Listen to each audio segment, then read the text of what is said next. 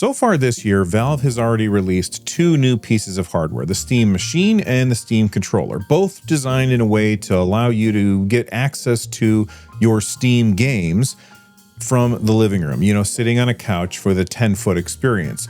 Later on this year, they're also going to be releasing their updated version of VR, which is the Steam Frame. And so I interviewed Valve and I asked them, do you consider yourself to be a hardware company? It's a good question. I mean, my personal answer to this, and I'm sure everyone has their own version of it, but I see Valve as a company of three pillars. We make games, we run Steam, and we make hardware. But all of it is in service of helping our customers have fun playing games. So yeah, we want to add value to the gaming community in whatever way we can, and hardware is a big part of that for people. And so we're happy to make hardware to help people play more games. In 2015, Valve launched SteamOS, and the reason that they did that was because they viewed Windows as a threat to the way that they do business. The Steam Deck is more than just a handheld system that lets you play your Steam games. The Steam Machine is more than just a way for you to play those games on a TV, and the Steam Frame is more than just their next VR system. All of them are a way for Valve to push SteamOS to be the default gaming platform. If you want to play games on a machine and you don't really want to use it for anything else, then SteamOS is what Valve wants you to use. And while I think Valve has a really, really long way to go in order to get to that point, I think that they are taking steps in the right direction. So today, I want to talk about why SteamOS is important and what Valve's strategy is moving forward. This part of the video is brought to you by Titan Mattress. If sleep is important to you, sleep Titan. Have you ever woken up feeling more tired than you did when you went to bed? You'd spend about a third of your life sleeping, so you should probably make sure that it counts. If you're tired of tossing and turning, I have a secret to getting better sleep: Titan Mattress. I've been using my Titan Mattress for a while now, and the difference in my daily life is huge. I used to wake up with horrible back pain, but Titan Mattress has a mix of heavy-duty coils and high-quality foam that provides the support that I actually need. It's the quality that you can really feel when you get in bed. These mattresses are designed, assembled, and shipped from their Arizona factory, ensuring that you end up with premium materials without the middleman markup. Titan really stands behind their products too. That's why they offer a 120-night sleep trial to make sure that it is the perfect fit for you, along with a limited lifetime warranty. Plus, it ships right to your door in a box that is super easy to set up. Huge thanks to Titan Mattress for sponsoring this part of the video. If you are ready for the best sleep of your life, visit titanmattress.com/nerdnest to get 30% off your order with my code NerdNest at checkout. You can also scan the QR code that's on the screen right now, and you can head straight there. But tell them that I sent you in the post-purchase survey. It is the best way to support the channel. If sleep is important to you, sleep Titan. Now you can check out the rest of the episode, but for me, I am going to take a nap.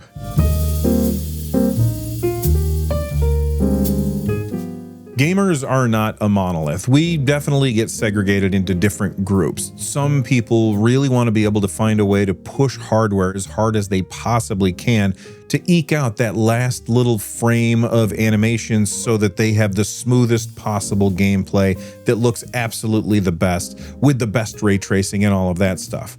At the same time, there's another group, and they just want stuff to work. They don't want to have to think about all of the different settings that go into playing games. And I want to talk about those first two groups there for a second, but there is a third group that I want to talk about later on in the video. I think for the most part, and this doesn't have to be everybody, but I think for the most part, people who generally would be attracted to using Linux, those people tend to fall into that first group, the power users, the people who really understand what everything means, and also they understand how to use it. They want to get the absolute most out of their hardware, and they don't mind tinkering with it. I personally tend to fit into the second group. While I'm okay tinkering from time to time, I just want my stuff to work. I don't want to have to jump through hoops when I sit down to play a game. I want to be able to turn on my machine, hit play, and then pick up right where I left off and just keep on going.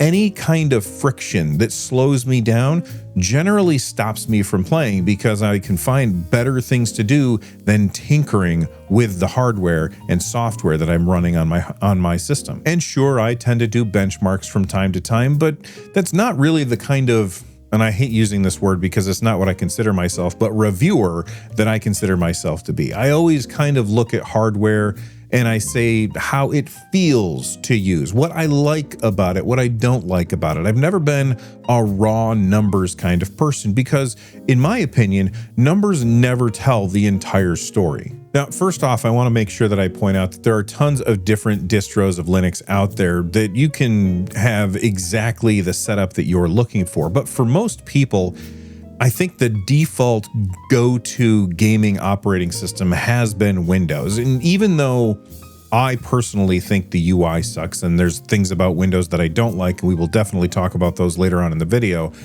I think for the most part, if you were just recommending if somebody use an operating system in order to play games and not have to worry about whether or not something is going to work, I think that Windows is generally the default option even today. And because there's so many different distros of Linux, a lot of people end up with analysis paralysis, where they're afraid to pick one because they don't want to pick the wrong one, spend all the time setting it up, and then find out later that they picked the wrong one. Then they have to tear it all down and set it up again. That intimidation factor really keeps people on Windows way longer than they should, because they feel like they don't know what they don't know. And that's perfectly fine to not know what you don't know, but it's scary at the same time because you don't necessarily know what you're going to run into. But then let's say maybe they take their first step. They've picked a Linux distro, they've installed it, and now they've run into a problem and they don't know how to fix it. Something that they knew how to deal with on Windows, they're not quite sure what to do on Linux. So what do? They go to Google and they start searching, and they brings up old Reddit threads, and the old Reddit threads have dozens of answers, all that are different, all that have seemingly the same amount of confidence that their answer is the best answer, from all of these Linux gurus that absolutely know what they're doing and they're trying to be helpful. But I think that they forget that they know so much stuff that just the average novice user doesn't understand. So they start listing off steps, and when the novice user looks at those steps, they get intimidated and they get scared, and they're like, maybe I shouldn't do this because I don't want to break things, I don't want to mess things up, and maybe it's just safer to go back to Windows. This is where Valve comes in, because back in 2015, Valve unveiled the Steam controller, the Steam machine, and SteamOS. And I'm not talking about the ones that we have today. I'm talking about the original Steam machine, Steam controller, and SteamOS. And it was their foray into getting Steam games into the living room and allowing people to play games without Windows. Now, it flopped incredibly hard. And the reason that it flopped hard was mostly because Valve didn't anticipate that publishers would not be willing to make Linux ports. Basically, Valve said, we now have this operating system and it plays games that are made for Linux. And of the entirety of Valve's catalog at the time, very few of those games were actually games that could run on Linux. This is back before Valve got Proton up and running. Proton is a translate. You know what? I'm going to let Pierre Le Graffet explain exactly what Proton is. Proton is a compatibility layer distributed through Steam. It's downloaded and set up automatically when running any game that needs it. It's made up of a collection of different open source projects, including a heavily modified distribution of Wine. It is not an emulator, meaning that your game's executable code runs as is without any modifications. However, when the app makes an API call that would normally go to an external Windows OS library, that call goes into Proton code instead. The call is then implemented using Linux APIs and open standards such as Vulkan.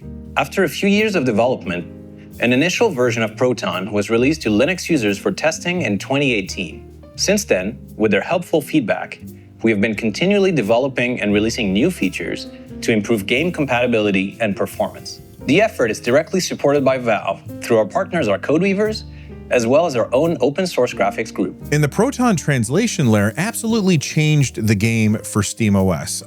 When Valve first announced the Steam Deck, and they said it's going to be running SteamOS, and that means Linux, I was really skeptical that Proton was going to be able to do what it does today. I anticipated way too many games that I wanted to play that I wouldn't be able to play because of Linux hiccups and problems with the translation layer.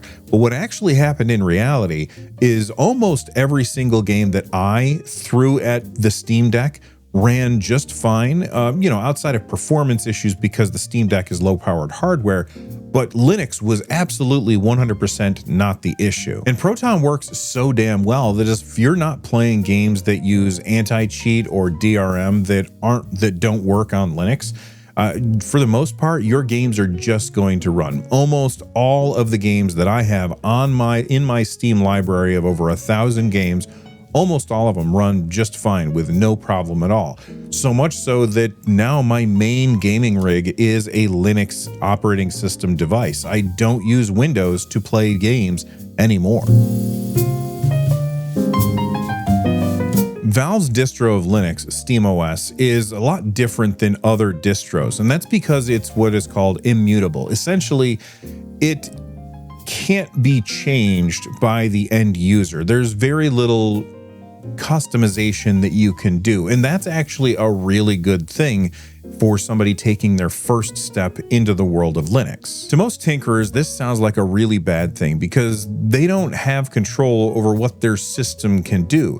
They're the kind of users that tend to tinker until something breaks, which is a perfectly valid way to use your computer. Back when I was younger, I would tinker with them until it stopped working, and then I would try and find a solution, and once I found the solution, then I had learned something new and I knew what to do the next times I ran into a problem like that.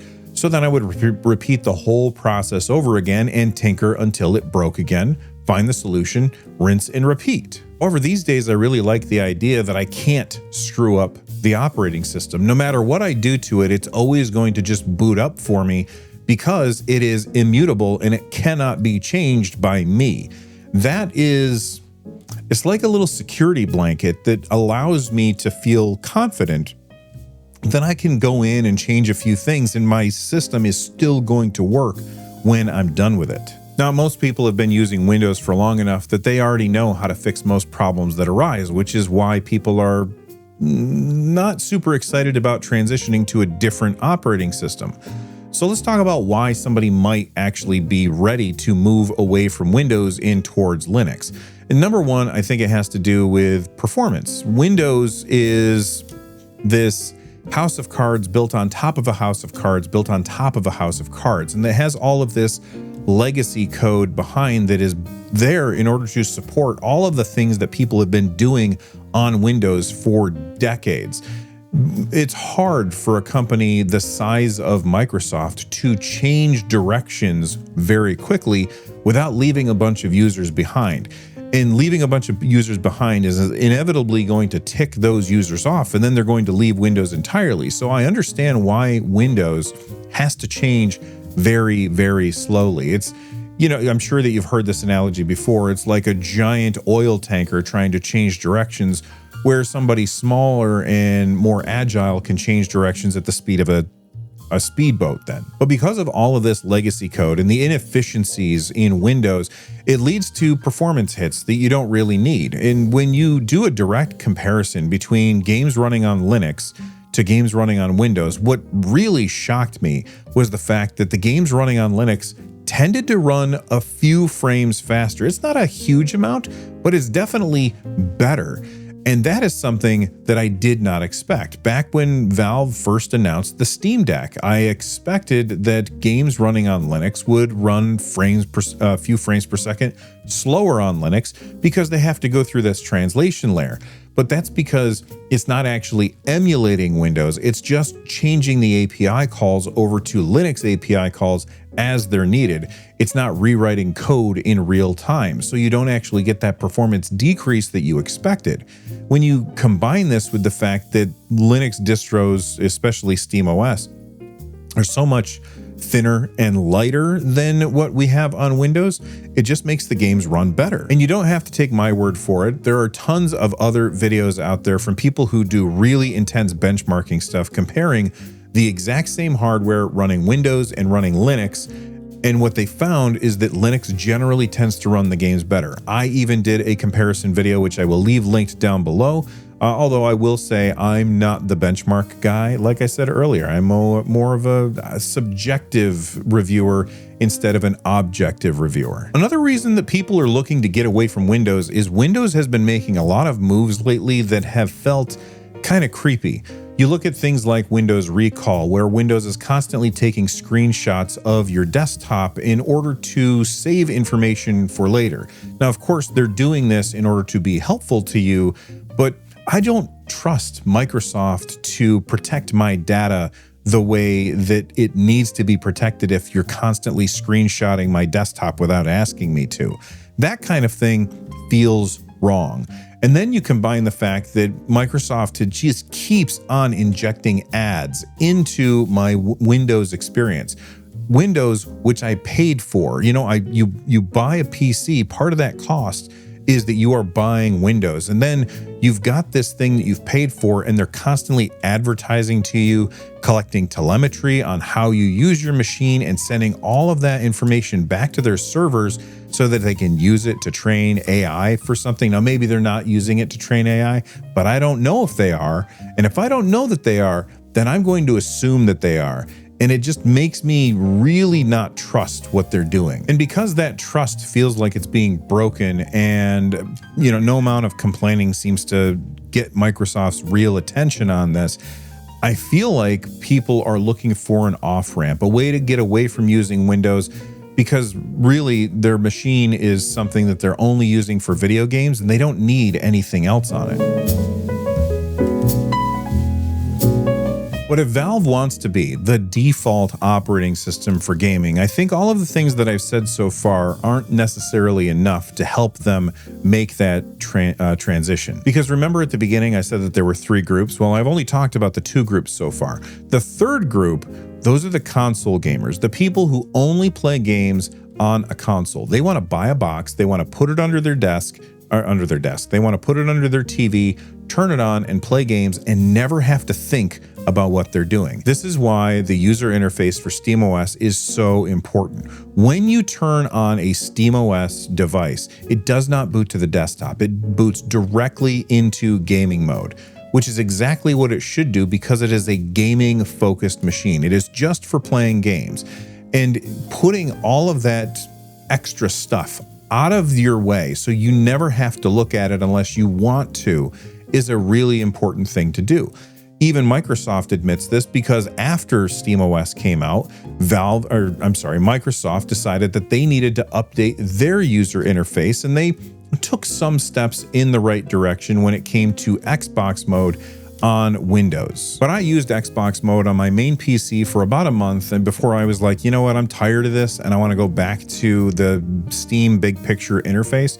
So I ended up wiping Windows off my machine and reinstalling Linux, and now I have it exactly the way that I want it. It boots straight into gaming mode, and if I showed it to anyone, they would easily be able to navigate around with absolutely no problem. But on top of that, you can still boot into desktop mode if you want to do more with it. It's like you get all of the benefits of having a console without all of the drawbacks of having a PC. And installing SteamOS is incredibly simple to do as well. This is something that Valve really needed to nail. They needed it to be a very simple installation process. And honestly, I don't know that they could have done any better. All you have to do is get it installed on a thumb drive, plug that thumb drive into your computer and turn it on. It's going to boot from that thumb drive, and all you have to do is double click an icon and it does everything else for you. It is incredibly simple. There's no questions to ask. You don't have to make any decisions. Because there's no questions, there's no analysis paralysis. It just goes incredibly smoothly. And I think that my system was up and running and ready to download games from the start of the process of downloading the software, writing it to my thumb drive, and then installing it and booting up in less than an hour. But if you want to see what it looks like when you go to install it yourself, I have a video that I made linked down below that like button that takes you step by step through the process so you know exactly what it looks like before you take a single step. But once you've got it up and running, Valve takes it one step further and even tells you exactly which games are going to run fine on your operating system. And trust me, I will be the first one to tell you that I think that the DEC verified program program and the SteamOS verified program have flaws to them, but flaws and all, this solution is definitely better than the install and pray method that most people running on Linux have to put up with. And before you guys leave comments down below letting me know, oh, but you could just go here and find this information out. You don't have to install and pray. You can find that information. I want you to remember the group of people that I'm talking about here.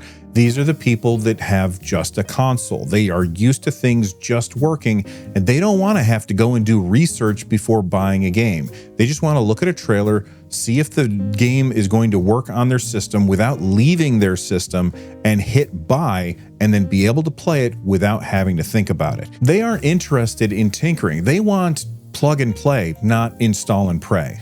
That is the silver bullet when it comes to SteamOS. And of course, there's going to be people who main Windows and they like Windows, and for them, it feels like I'm talking about a problem that doesn't really exist or a solution in search of a problem. But for them, I would say go back to the beginning when I was talking about, performance and privacy issues and all of the advertising that's happening on Windows. And I would say also, we're talking about a group of people that just want to play their games on a TV, not at a desk. This means that the UI has to have support for a controller-first experience. And while Microsoft has absolutely made steps in the right direction when it comes to the Xbox mode on Windows, it still has a long way to go when you compare it to how it feels to use SteamOS when you are playing a game on a computer. Earlier, I talked about how getting help when things go wrong on Linux is kind of a pain in the ass. Well, the thing that makes SteamOS different is Valve has a vested interest in making sure that they support SteamOS for a really long time. By giving that support, it makes the people who are Linux novices, like myself included, the ability to feel like, okay, if I do this and I do run into a problem, at least I can call tech support and get somebody to help me, instead of going to Reddit posts and trying to comb through all of this old information that might be outdated or outright wrong. And the reason why Valve is going to be supporting SteamOS for a long time to come is because the whole reason they made SteamOS in order to help them sell games. This is why they made the Steam hardware as well, the Steam Frame, the Steam Machine, the Steam Deck, all of those and SteamOS. They're there by all accounts to help them sell games. And I think it's working. I know personally that I started buying more games on Steam after I got my Steam Deck. And now that I have my Steam machine that I built, not the real one, but the one that I built and installed SteamOS on, now that I've got that as my main way to play games, almost everything I buy is on PC. And if it's on PC, then I'm buying it from Steam. From the time that Valve announced SteamOS 3.0 to today, where it is now basically installable on anything that runs AMD GPUs, it took them 4 years to get here. But now that they're here, it feels like we're at a real crossing road. It's not the final step. They still have a long way to go. I think NVIDIA support would be a huge step towards making SteamOS or Linux the gaming operating system instead of Windows. But these days, as long as you have an AMD build, you can install SteamOS without very much previous knowledge ahead of time at all. And now that they're here, it gives end users that aren't necessarily tech savvy a good way to step off the Windows train and use their hardware without Copilot tracking every move that they make. And as an added bonus, the more that people use it, the more that they're going to learn about how Linux works. And then eventually, maybe they will start taking steps off of SteamOS and into other Linux distros that allow them to do more customization. But I think what's really important here is that Valve gives us the first stepping stone to take that step away from Windows and into Linux without all of the scary things that come along with it. And as an added bonus, as people use it, then start to learn more about how Linux works, they have any number of more customizable distros that they can try. But if they want to stay where it feels safe, they have SteamOS.